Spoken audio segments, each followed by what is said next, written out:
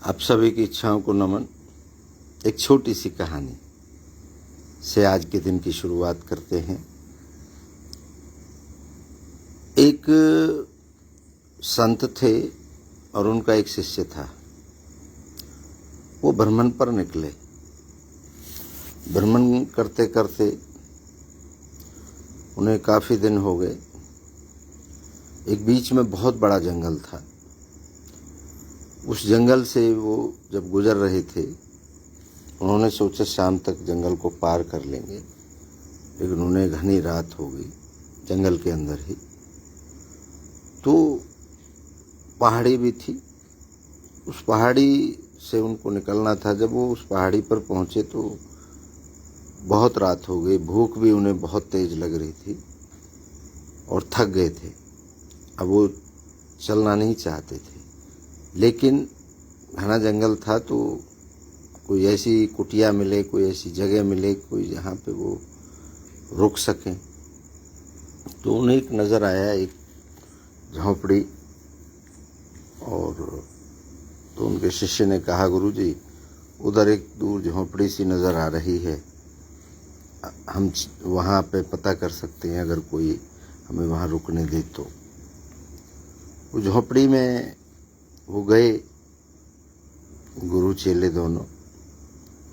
वहाँ जाकर के उन्होंने देखा कि एक गरीब सा इंसान, फटे पुराने कपड़े पहने हुए, उसके 2-3-4 छोटे छोटे बच्चे, वो भी बहुत कमज़ोर और गरीब, उनकी पत्नी।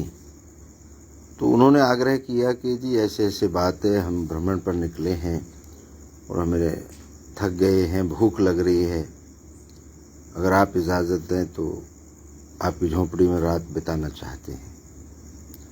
उन्होंने कहा कोई बात नहीं, बहुत बढ़िया है, हमारा हो भाग्य, हमारे पास कौन आता है, हम तो गरीब आदमी हैं। आप आए, आपका स्वागत है और ये हमारा खाना बना है, इसे आप खाइए आराम के साथ। तो उन्होंने संत की सेवा करी, खाना खिलाया, सोने के लिए बिस्तर लगाया। तो रात को जब सोने लगे तो महात्मा जी पूछने लगे कि भैया आपकी तो हालत बहुत ख़राब है, इस आपके कपड़ों को देख करके, आपके खाने पीने को देख करके, आपके बच्चों के सिस्टम को देख करके, घर के झोंपड़ी के सिस्टम को देख करके कैसे जीवन का गुजारा करते हैं, यहाँ पर इस जंगल में कैसे आप अपने बच्चों को पालते हैं। उस व्यक्ति ने कहा, महाराज हमारे पास एक भैंस है और इस भैंस जब ये दूध देती है तो थोड़ा बहुत तो अपने घर में रख लेते हैं, बाकी जो दूध है उसे मैं यहाँ पे जो नज़दीक शहर है वहाँ पर बेच कर आ जाता हूँ और उसे घर का छोटा मोटा जो सामान होता है उसे ले आता हूँ। बस इसी से ज़िंदगी कट रही है, इसी से काट रहे हैं, कोई बात नहीं। रात को साधु सो गए। सुबह 4 बजे संत ने अपने शिष्य को जगाया कि बेटा चलो यात्रा की शुरुआत करनी है, खड़े हो जाओ। वो जो परिवार था वो दूसरे कमरे में सोया हुआ था। तो शिष्य बोलने लगा, जी उनका धन्यवाद तो कर चलें, उन्हें बता तो चलें जी हम जा रहे हैं। उन्होंने कहा नहीं, कोई ज़रूरत नहीं है, इस गरीब आदमी का क्या धन्यवाद करना, इसके पास है क्या, हम तो इस बार मजबूरी में यहाँ ठहर गए, हमें वापस नहीं आना यहाँ। हमें तो पैसे वाले लोग चाहिए, अच्छे लोग चाहिए जो हमारा ख्याल रख सकें, हमें अच्छे खाना दे सकें, अच्छा बिस्तर दे सकें। क्या बिस्तर दिया है इसने, तो सिंपल धान के पूरा बिछा दिए और उसका बिस्तर बनाया है, तो हमें वापस नहीं आना, इससे क्या धन्यवाद देना। क्योंकि गरीब आदमी को, लाचार आदमी को कोई धन्यवाद देना नहीं चाहता, चाहे वो कितना ही अच्छी सेवा कर ले आपकी। तो संत ने कहा कि नहीं भाई, हम इसको कोई धन्यवाद नहीं, तुम आओ चलो। बाहर उनकी भैंस बंधी हुई थी। तो संत जी ने कहा अपने शिष्य को, इसकी भैंस को खोल लो। वो बोला, जी कैसी बात कर रहे हो आप, इसको कहाँ ले जाएंगे। बोला इसको ले चलना है, इसको लेके चलेंगे और वहाँ आने वाला जो शहर है उसमें पैट लगेगी, वहाँ बेच देंगे। बोले जी ये तो ठौर मर जाएंगे, इनका तो ये भैंस ही तो सहारा है, इस भैंस को अगर हम लोग ले जाएंगे तो ये कैसे जिएंगे। संत जी ने कहा कि मर जाने दो, हमें क्या लेना देना है, हमें पैसा चाहिए। तो संत जी ने, अब शिष्य को तो मानना पड़ेगा अपने गुरु का जो निर्णय है। वो भैंस खोल ले गई उसे वहाँ से ले गए और जाकर के, भैंस भी बहुत आबाद नहीं थी, बहुत कमज़ोर थी। थोड़ा आगे जाकर के एक अच्छी डेयरी उन्हें नज़र आई भैंस की, वहाँ पर काफ़ी भैंसें थी और बड़ा अच्छा उनको खाना वाना मिल रहा था। तो संत जी ने बोला इनको दे दो ये भैंस। तो वहाँ वो व्यक्ति आया, उसने उस शिष्य के हाथ से उसके रस्सा लेकर के उस व्यक्ति को वो भैंस दे दी। बोला जी ये भैंस है हमारी, इसकी सेवा करो, इसे अच्छे से बनाओ और जब हम वापस आएंगे तो आपसे ले जाएंगे। उसने कहा ठीक है महाराज। क्योंकि हमारे देश में संतों की बड़ी गरिमा है, बड़ी सेवा है, बड़ा सम्मान है। तो संत का आदेश माना जाता है, लेकिन संत होना चाहिए, ये नहीं। आप समझ गए। तो वो भैंस वहाँ दे दी और वो चले गए। अब वहाँ जाकर के साल 2 साल 4 साल 5 साल बाद वो गुरु की मृत्यु हो गई और शिष्य उनकी जो गद्दी थी उस पर विराजमान हो गया। शिष्य जब गद्दी पर विराजमान हो गया, खुद मुखिया बन गया, तो उसके दिमाग में वो बात घर कर गई कि वो परिवार उस रात जिसने हमारी सेवा करी थी गुरुजी की और हमारी, और गुरुजी ने उनकी भैंस भी छीन ली, भाई वो मर गया होगा, वो परिवार ख़त्म हो गया होगा। और उसके मन में एक बात थी कि मैं अपने शिष्यों को लेके एक बार वहाँ देखने ज़रूर जाऊँगा। तो 8-10 साल ऐसे ही बीत गए, सोचते सोचते, वहाँ की व्यवस्थाएं देखते देखते। फिर एक दिन उस जो महात्मा का शिष्य था, अब वो महात्मा है, उसने एक योजना बनाई कि चलिए अपने शिष्यों को लेकर के कि भाई एक बार जंगल में चलते हैं, कोई बात है, उस बात को करके आते हैं। वो अपने शिष्यों के टोले के साथ उस जगह पहुंचा, उस जंगल में।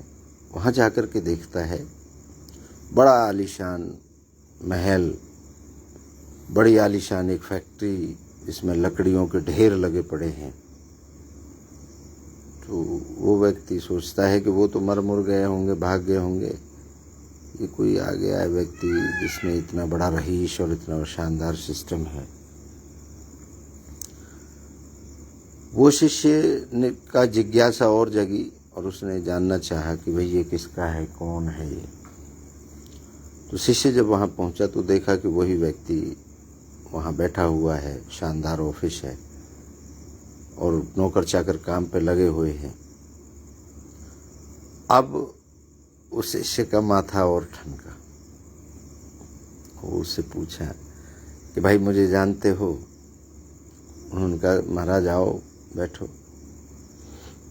पानी लाओ भाई, नाश्ता लाओ, महात्मा जी आए हैं और संत भी हैं साथ में। बोले मुझे पहचाना आपने? बोला जी मैंने तो पहली बार देखा, मुझे ऐसा अंदाजा है, कुछ पहचान नहीं हो रही। बोला 10 साल पहले मैं और मेरे गुरुजी आपके यहाँ रात को ठहरे थे और जब आपकी झोंपड़ी हुआ करती थी। बोले अच्छा अच्छा अच्छा, अरे वाह क्या बात है भाई, हम तो आपके गुरुजी के आशीर्वाद से ही यहाँ तक पहुँचे हैं। उनका गुरुजी ने तो कोई आशीर्वाद आपको दिया ही नहीं। उसने कहा हाँ आशीर्वाद दिया। कैसे? कि जिस रात आप लोग यहाँ ठहरे थे उसी रात आप भी चले गए और पता नहीं हमारी भैंस भी कहाँ चली गई, हमें नहीं पता भैंस कहाँ चली गई खुल करके। और हम 3-4 दिन तो बड़े परेशान हुए, भैंस को ढूंढा, परेशान रहे, कब कैसे ज़िंदगी कटेगी हमारी। एक बार तो मेरे मन में आया पूरे परिवार के साथ सुसाइड कर लूं, मर जाऊं, क्योंकि अब कोई सहारा तो रहा नहीं। लेकिन फिर हिम्मत जगी, इच्छा हुई कि कोई बात नहीं, एक रास्ता बंद हुआ है और कोई खुल सकता है। तो हमारे यहाँ जंगल है, लकड़ी है, तो मैंने एक दिन एक गट्ठर लकड़ी काट करके देखी और मैं शहर लेके गया। वहाँ जब मैं लकड़ियों को लेके गया तो ये अलौकिक लकड़ी है हमारे जंगल में, और ये बड़ी बेशकीमती लकड़ी है। तो वो बड़े महंगे दामों पर बिकी। जब बड़े महंगे दामों पर बिकी तो मैंने उसको धीरे धीरे करके बेच के अपने परिवार को रूटीन में लाया।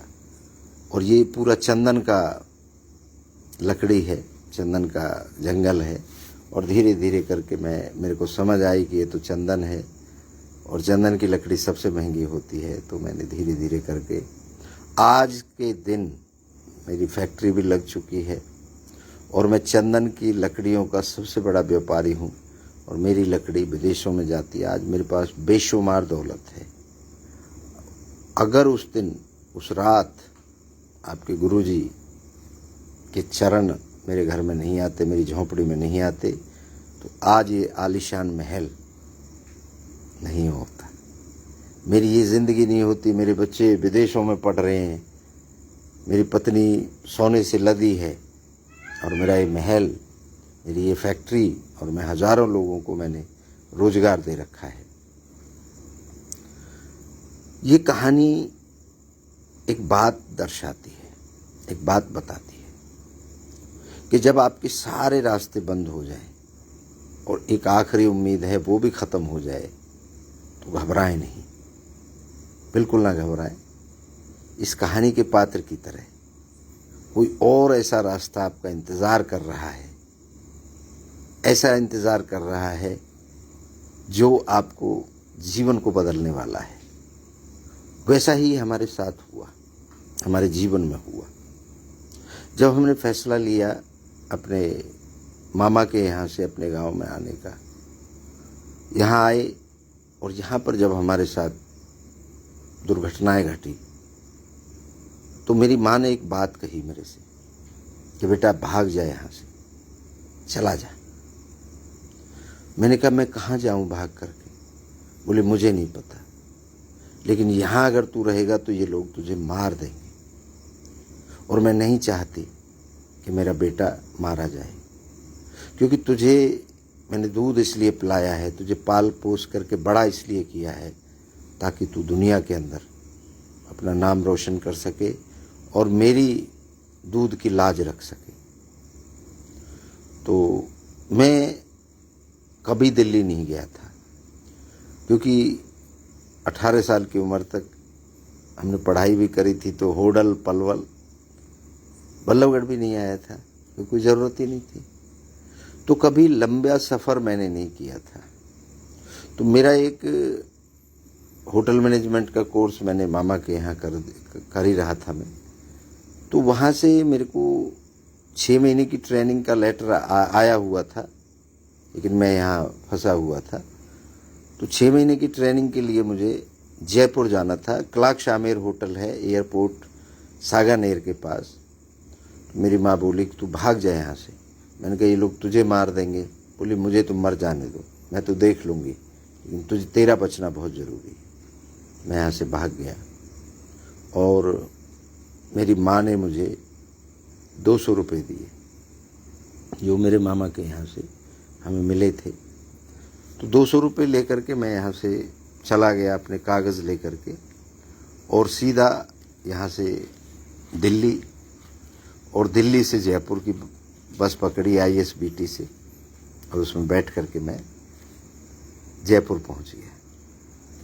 जयपुर जब पहुँचा तो रात हो गई थी।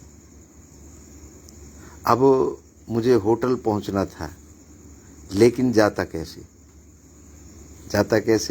क्योंकि मुझे रास्ता नहीं पता, रात हो गई है, पहली बार जा रहा हूँ, डर लग रहा है, हर आदमी को शक की नज़र से देख रहा हूँ, क्योंकि सब अनजान लोग हैं, अनजान रास्ते हैं, मुझे पता ही नहीं है। मैं पहली बार इतने लंबे सफ़र पे निकला हूँ, पहली बार मैं बस में बैठा हूँ, इतनी लंबे रूट की बस में। वो लोकल, जब कॉलेज में हम जाते थे होडल, तो वो लोकल बस थी भाई, पलवल से बैठे और साथी होते थे साथ में और भी, लेकिन कभी अकेला नहीं गया। तो रात को हम पहुँचे तो बस अड्डे में ही हम ठहरे। बस अड्डे में एक टाइम तक आप रुक सकते हो, तो वहाँ और भी लोग बैठे थे और भी वो कर रहे थे। तो वहाँ एक रात को 10 बजे एक पुलिस वाला आया और वो सबको वो बस अड्डे से निकालने लगा, चलो चलो भाई अब यहाँ से चलो। जो लेट रहा था, बैठा था, और जो सवारी थी बस उनको छोड़ रहा था, बाकी जो हमारे जैसे और अन्य लोग थे उनको वहाँ से भगा रहा था। तो मेरे पड़ोस में ही दो मेरे से थोड़े उम्र के ज़्यादा, वो भी बैठे बातें कर रहे थे, तो वो भी खड़े हो गए। अब मैं बड़ा परेशान चेहरे से हो गया कि अब मैं कहाँ जाऊँगा। तो वो कोई फोर्स में था, पुलिस राजस्थान पुलिस में था वो बंदा एक। तो उसने जब मुझे देखा होगा, क्योंकि जो ये पुलिस वाले होते हैं ये चेहरा पहचान लेते हैं, तो उसने जब देखा कि यार ये तो कोई ज़्यादा परेशान है, और एक मेरे पास छोटा सा थैला था और पैंट कमीज मैंने पहने हुए थे, तो वो जो व्यक्ति था उसने मेरे से पूछा कि भैया 1 मिनट इधर आना। तो मैं वो उधर गया। बोला कहाँ से आए हो? मैंने कहा जी ऐसे ऐसे, मैं तो फरीदाबाद से आया हूँ, हरियाणा से। बोले कहाँ जाओगे? मैंने कहा साहब मुझे यहाँ जयपुर में ही जाना है, होटल में ये मेरा लेटर है, और अब रात हो गई, मैं वो रास्ता जानता नहीं। उसने कहा ये तो बहुत दूर है, बस अड्डे से ये तो बहुत दूर है, ये तो सांगानेर में है, एयरपोर्ट के पास है, तो अब रात में कहाँ ठहरोगे? मैंने कहा जी मैं तो किसी को जानता ही नहीं यहाँ पे, मुझे नहीं पता मैं कहाँ ठहरूँगा। उन्होंने कहा कोई बात नहीं, घबराओ मत, मैं राजस्थान पुलिस में हूँ और आप मेरे साथ चलो, हमारे मैस में ठहरो रात को। मतलब जहाँ मेरा मैस है, मेरी जहाँ ड्यूटी है, तो वो मुझे पुलिस लाइन में ले गया। पुलिस लाइन में उसका कमरा था, और वहीं पर उसने कहा खाना तुमने खाया नहीं? मैंने कहा साहब हाँ खाना तो नहीं खाया, क्योंकि मैं तो अभी तक सोच ही रहा था कि भाई क्या होगा यहीं सो जाएंगे, सुबह होटल में ही जाएंगे, वहीं खाएंगे, क्योंकि पैसे लिमिटेड थे। तो कोई बात नहीं, वो मेरे को मैस में ले गए। पहले तो उन्होंने कहा खाना खाते हैं हम सब, तो मैस में लाइन लगी हुई थी और पुलिस लाइन का मैस था, तो वहाँ हमने खाना खाया, सब्जी और रोटी, बड़ी झिक्के खाई बढ़िया, क्योंकि दिन भर भी नहीं खाई थी रास्ते में। खाना खा के उसका एक कमरा था, उसमें ज़मीन में बिस्तर लगे हुए थे, तो उसने कहा यहाँ सो जाओ। मुझे डर भी लग रहा है, क्योंकि अनजान व्यक्ति के साथ में आज तक नहीं रहा। अब ये आदमी मुझे क्यों हेल्प कर रहा है मुझे नहीं पता। तो खैर जगता रहा, पूरी रात जगता रहा, लेटा रहा। वो लोग सो गए मेरे बगल में। सुबह अब मैं जगह तो था ही, बारिश आ गई है, देखिए बारिश शुरू हो गई, ये आवाज़ आपको सुन रही होगी बारिश। तो मैं जगा रहा और सुबह 5 बजे मैंने उनको जगाया। मैंने कहा भैया मैं जाऊं? बोले नाश्ता करके जाना। मैंने कहा नहीं नाश्ता वास्ता नहीं। बोला अभी तो कोई सवारी भी नहीं मिलेंगी, आप कैसे चले जाओगे? मैं बैठा के आऊँगा आप उसी सवारी में, आपको तो कुछ पता भी नहीं है। मुझे माननी पड़ी उनकी बात, वास्तव में मुझे पता नहीं था। मैं डर भी रहा था कैसे जाऊँगा, कहाँ से जाऊँगा, क्या होगा। तो वहाँ पर फिर मैं अपना, मैंने कहा नहाना धोना है, तो बाथरूम, उन्होंने कहा बाहर बाथरूम है, वहाँ लेटरिन बाथरूम सब है, आप वहाँ जा कर के नहा लीजिए। नहाया धोया, इधर उधर टहला, मैं देखा। उसके बाद में वो 7-8 बज गए, वो खड़े हुए और नहा धो के नाश्ता किया, तो मुझे लेके वो बस अड्डे पे गए और बस अड्डे से उन्होंने मुझे एक 3 व्हीलर में बैठाया। उनको बोला इसे वहाँ जाना है, तो उन्होंने कहा जी बड़ी चौपड़ तक जाऊँगा मैं, वहाँ छोड़ दूँगा और वहाँ से गणेश जाते हैं। गणेश बोलते हैं जो लंबे पहले 3 व्हीलर होते थे ना, जिनमें 3 पहियों के आगे सूंड जैसा होता था, बड़ा लंबा सा होता था, उसको गणेश बोलते थे। गणेश नाम मैंने पहली बार सुना था। मैं जब वहाँ गया उसने मुझे उतार दिया और मैं फिर वहाँ ढूंढने लगा, पूछने लगा भैया गणेश कहाँ रहता है, गणेश कहाँ रहता है। तो एक आदमी ने कहा भैया गणेश इसको 3 व्हीलर को बोलते हैं। अरे मैंने कहा तो मैं ठीक, मैंने कहा जी मुझे वहाँ जाना है, कलाक्षामेर होटल, दुर्गापुरा, सांगानेर। तो बोले कोई बात नहीं ये जाएगा। तो मैं उसमें बैठ गया। उसने 2 रुपये लिए थे शायद उस समय, ये मैं आपको 93 की बात कर रहा हूँ। 2 रुपये में मुझे वो होटल के बिल्कुल दरवाजे पर उतार दिया जी। वहाँ बड़ा शानदार 5 स्टार होटल था। तो मैं वहाँ से होटल के पास, होटल में गया, फ्रंट ऑफिस पे पहुँचा तो उन्होंने कहा पीछे जाओ टाइम ऑफिस पे। वहाँ गया और मैंने अपने कागज़ दिखाए और उन्होंने मुझे एंट्री ले ली। ये वहाँ पर मैं 9 महीने रहा उस होटल के अंदर। 6 महीने की ट्रेनिंग करी और 6 महीने की ट्रेनिंग के बाद 3 महीने और एक्स्ट्रा मैंने जॉब ट्रेनिंग करी। उसके बाद ज़िंदगी का सफ़र कैसे शुरू हुआ, उसके बाद हम 15 दिन सड़कों पर सोए जयपुर के अंदर। उसके बाद हम 15 दिन तक भूखे रहे जयपुर की सड़कों पर। वो ज़िंदगी कैसे मेरी खतरनाक रही, कैसे उस ज़िंदगी के 15 दिन के ड्यूरेशन में 15वें दिन मैंने इस 3 व्हीलर को, जो 3 व्हीलर मेरे यहाँ खड़ा है, इस 3 व्हीलर को चलाया रात को। तो ये कहानी मैं आपको आगे सुनाऊंगा। ये यहाँ से हमारी ज़िंदगी शुरू हुई और अब जो अगला जो मेरा पड़ाव होगा, अगली जो बात होगी, असली जो मेरी ज़िंदगी का संघर्ष जो होगा, वो 15 दिन की भूख, 15 दिन अपना उसमें फुटपाथ पर सोना और एक रात 3 व्हीलर चलाना, वो सब उसमें शामिल होंगे। ये सच्ची घटना है, मेरे जीवन से जुड़ी हुई है। आपको इसके एविडेंस चेक करने हैं, एविडेंस भी मिलेंगे।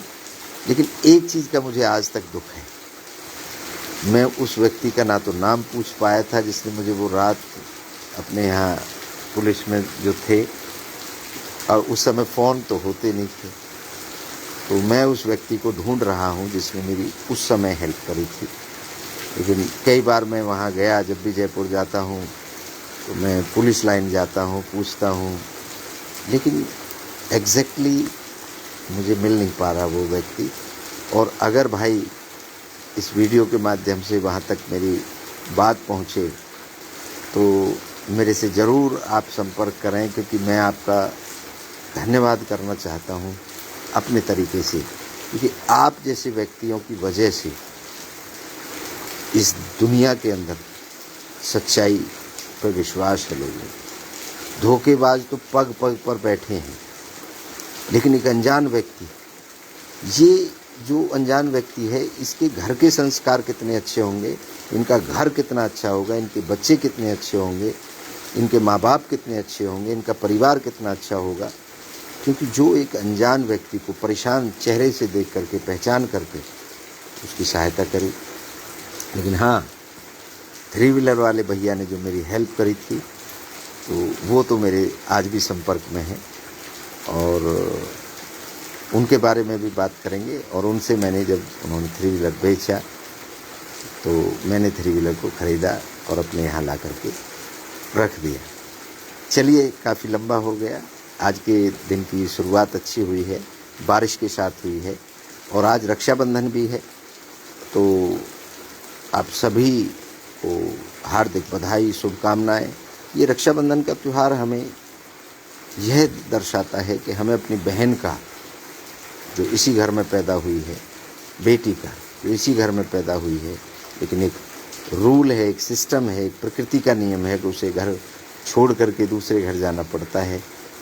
लेकिन वहाँ पर अगर उसको कोई समस्या हो जाए या जीवन में आपके प्रेम की ज़रूरत पड़े आपकी बहन को, वो सदा ये राखी उसे हर साल आकर के ये त्यौहार उस बहन को आश्वासन दिलाता है, देता है कि मैं तुम्हारी रक्षा करूँगा मरते दम तक। ये राखी का एक छोटा सा धागा हमारे प्रेम की निशानी है, भाई बहन के रिश्ते की निशानी है। ये प्रेम अटूट है। ये एक छोटा सा धागा इस त्यौहार को बांधा जाता है, लेकिन ये पूरे जीवन भर एक डोर बंध जाती है जो नज़र नहीं आती। ये प्रेम की डोर है, ये विश्वास की डोर है, ये रक्षा सुरक्षा की डोर है। और हमारे सनातन धर्म के अंदर ये पवित्रता है, ये सच्चाई है, ये अच्छाई है कि हम अपनी बहनों का बहुत सम्मान करते हैं। तो लेकिन एक समय आता है कि वो बहनें बुढ़ी हो जाती हैं, भाई होते भी हैं और ज़िंदा भी रहते हैं, मर भी जाते हैं, लेकिन ये रिश्ता कंटिन्यू चलता रहता है। उनके जो भतीजे होते हैं, जब तक बुआ जिंदा है तब तक उनकी मान सम्मान, उनकी तीज देने का रिवाज है, हमारे यहाँ संक्रांत देने का रिवाज है। और बुआ भी जब उसे टाइम मिलता है तो साल भर में कम से कम रक्षाबंधन के दिन ज़रूर आती है और अपने भाई को याद करती है और अपने भतीजों को राखी बांधती है, क्योंकि वो रक्षा ट्रांसफ़र हो जाती है। तो उसे विश्वास होता है कि मैंने इस घर में जन्म लिया है, ये मेरा खून है, ये मेरे भाई के बच्चे हैं, ये मेरा परिवार है। और अगर कभी मुझे मेरे ससुराल में कोई दिक्कत आई तो ये परिवार मेरा साथ देगा। यही विश्वास हमारी माँ का था। इसी विश्वास को लेकर के हमारी माँ मुझे लेके अपने गांव चली गई। और वास्तव में बहुत दिलावर था मेरा मामा।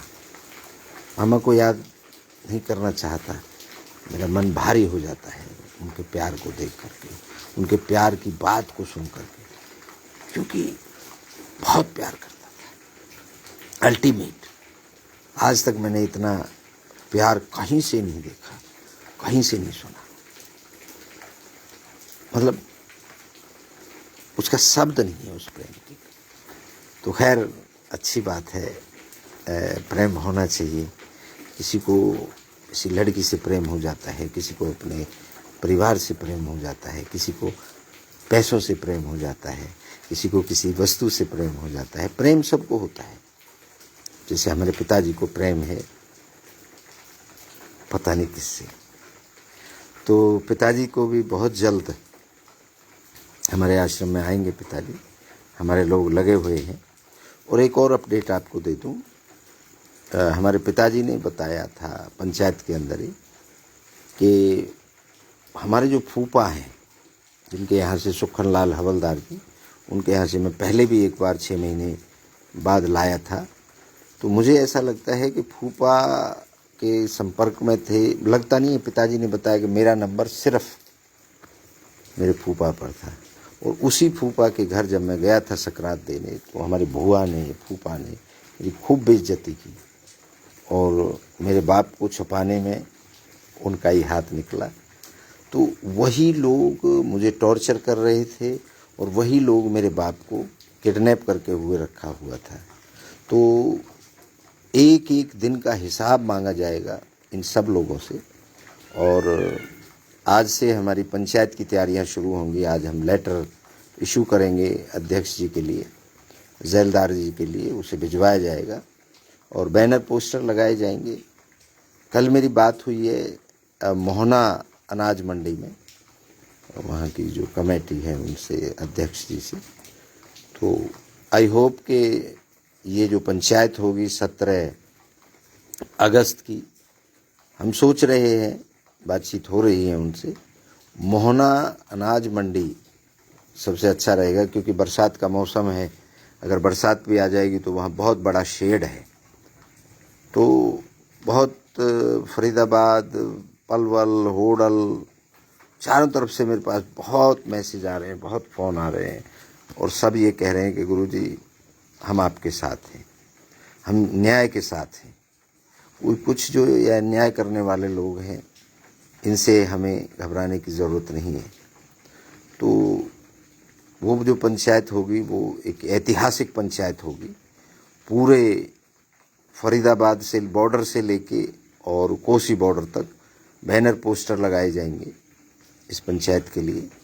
और अध्यक्ष जी से आज तो त्यौहार है, तो कल या परसों में एक टीम जाएगी, हमारे मित्र हैं काफ़ी, वो मैं तो नहीं जा पाऊँगा, मैं तो काम में लगा हुआ हूँ। तो हमारी डिटेक्टिव एजेंसी काम में लगी हुई है, वो पिताजी के एक एक उसको मूवमेंट को चेक कर रही है। मैं वहाँ पर भी जहाँ हमारे पिताजी हैं वहाँ पर भी उनकी व्यवस्थाएं क्या हैं वो सब हम लोग देख रहे हैं यहीं बैठ के। हमारे स्पाई कैम, हम तो देखो छुपाते कुछ है नहीं, हमारे कैमरा ले करके हमारे लोग उधर भी देख रहे हैं कौन लोग वहाँ पे जाते हैं, कौन लोग वहाँ पे उनको सपोर्ट कर रहे हैं, कौन लोग क्या कर रहे हैं। अरे मूर्खो, मेरा बाप है, मेरे पास ही रहेगा और मेरे पास ही आएगा। जब मैं इतना बड़ा सिस्टम खड़ा कर सकता हूँ, आपके चंगुल से निकाल सकता हूँ, तो आप मेरे बाप को ज़्यादा दिन तक अपने पास रोक नहीं पाओगे। मेरा बाप को अच्छा खाना दें, अच्छी सेवा करें। तो अगर मेरे बाप को कोई दिक्कत आ गई, कोई तकलीफ़ हो गई, छोड़ूंगा नहीं आप सबको। तो खैर, हमारे फूफा का भी कल मैं वीडियोस देख रहा था, तो पता चला है कि पिताजी ने खुद कहा है कि मेरे फूफा के पास उनका नंबर था। तो फूफा पहले भी इन्वॉल्व रहा है, फूफा का बहुत बड़ा रोल रहा है। एक दूसरा फूफा था किशन नंबरदार, जिसकी मैंने हरकतों की बात करी थी। ये आदमी ऐसा नहीं है, ये रिटायर्ड फौजी है, और उसके बाद इन्होंने एस्कॉर्ट्स जो दिल्ली में हार्ट हॉस्पिटल है वहाँ पे भी जॉब करी। इनके 2 बेटे हैं, एक विदेश में रहता है छोटा, और बड़ा वाला आई थिंक सूबेदार है, वहाँ पे सूबेदार मेजर है आर्मी के अंदर, और अच्छा वेल टू डू है। लेकिन पता नहीं क्यों ऐसी हरकत करते हैं मेरे साथ, क्या चिढ़ है मुझे नहीं पता। लेकिन ये वैसे अच्छा आदमी है बोली चाली में।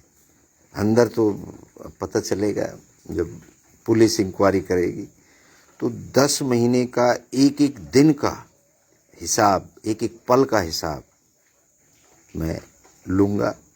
और पंचायत में मैं चाहता हूँ कि समाज के हिसाब से ये मामला सुलटे।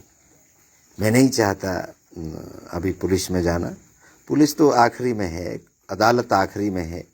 जब समाज से नहीं निपटेगा तो फिर तो प्रशासन के पास जाना ही पड़ता है सबको। तो मैं समाज को प्रायोरिटी देता हूँ। और ये जो पंचायत होगी 17 अगस्त को, इसके लिए धीरे धीरे करके हम पूरे पोस्टर बैनर लगवाएंगे और आप सब तक भी इन्फॉर्मेशन पहुँचेगी। चलिए, आप अपना रक्षाबंधन का त्यौहार मनाएं, बहुत खुशी के साथ अपनी बहनों को लाड करें, प्रेम करें और उनको सम्मान ज़रूर दें। क्योंकि बहन मेरी तो है नहीं कोई, लेकिन हाँ मेरी एक बहन बन गई, उसने मुझे राखी बांधी है। ठीक है, राखियाँ तो बहुत बांधती हैं, लेकिन एक जो बम्बई में रहती है, महारानी नाम है उसका, वो मेरी बहन है, मेरे से बड़ी है। देखिए, एक बहन वो होती है जो आपकी माँ की कोख से जन्म लेती है, और एक बहन वो होती है जो आपके द्वारा चुनी जाती है। आपके मतलब चॉइस आपकी होती है, और वो चॉइस नहीं होती, वो तो मजबूरी होती है। एक बहन जो, मान लीजिए मेरी माँ से 2 बहनें हो जाती, वो मेरी मजबूरी थी। मैं चाहता नहीं चाहता निभाना, वो मुझे मजबूर होकर भी निभाना पड़ता। लेकिन ये मेरी चॉइस की बहन है। मैंने पैदा किया है अपनी बहन को और मेरी बहन ने मुझे पैदा किया है। तो हमारा भाई बहन का रिश्ता एक अलग टाइप का रिश्ता है, क्योंकि मेरे रिश्ते अलग टाइप के ही होते हैं। तो मैं अपनी बहन को भी नमस्कार करना चाहूँगा और परमपिता परमात्मा से प्रार्थना करूँगा अपनी बहन के लिए। आप सब भी मेरी बहन के परिवार को आशीर्वाद दें, वो हमेशा खुश रहे, उसके बच्चे खुश रहें, उसका पति स्वस्थ रहे और वो परिवार बहुत बड़ा परिवार है, बहुत पैसे वाले लोग हैं। वो बिल्डर का काम है उनके पति का, और बेटा एक फिल्म इंडस्ट्री में काम करता है। एक बेटा बहुत बड़ा आर्किटेक्ट बिल्डर है और हमारे जो बहनें वो हैं वो भी बिल्डर हैं। बड़े संघर्षशील हैं, बड़ा अच्छा। लेकिन बीच में पीछे उनका स्वास्थ्य बिगड़ गया था, उनको ब्लॉकेज हो गई थी हार्ट में, तो उनका अभी कोई 15-20 दिन पहले ही ऑपरेशन हुआ है। अब वो रिकवर कर रहे हैं। तो मैं उनके स्वास्थ्य की भी दुआ करता हूँ और मेरी बहन का सुहाग सदा आनंद में रहे। मेरी बहन का परिवार हमेशा, उस परिवार के हर बच्चे की इच्छा पूर्ण हो। आप सबकी बहनों को भी मैं यही आशीर्वाद देता हूँ कि सबकी बहनों की इच्छाएं पूरी हों, आप सबकी इच्छाएं पूरी हों, आप हमेशा खुश रहें। चलिए, आप सभी की इच्छाओं को पुनः नमन करता हूँ। आप सबकी जय हो। मिलते हैं कल एक नई स्टोरी के साथ।